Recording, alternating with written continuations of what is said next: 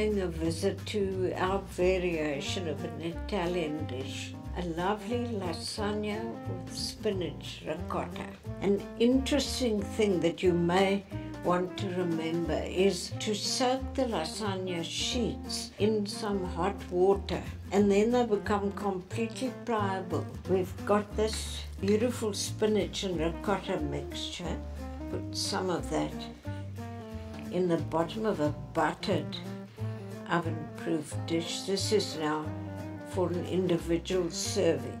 Put the pasta down.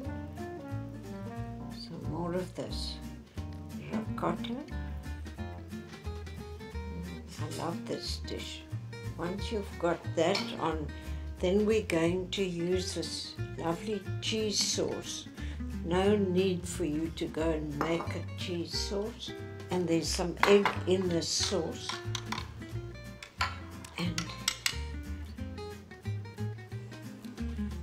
then we sprinkle some grated Parmesan or any of our hard cheeses.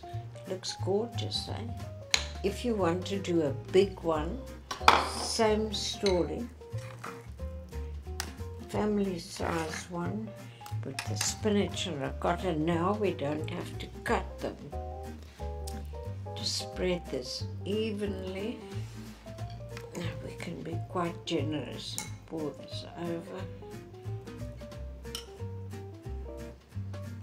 You know, when one is cooking, there's so much enjoyment. You see beautiful things, you smell it, and if you have nice music going in the background and a glass of wine, then what better could you want?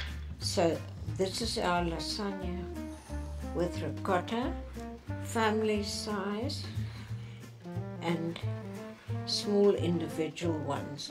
We'll bake them and you'll see what they look like when they come out of the oven.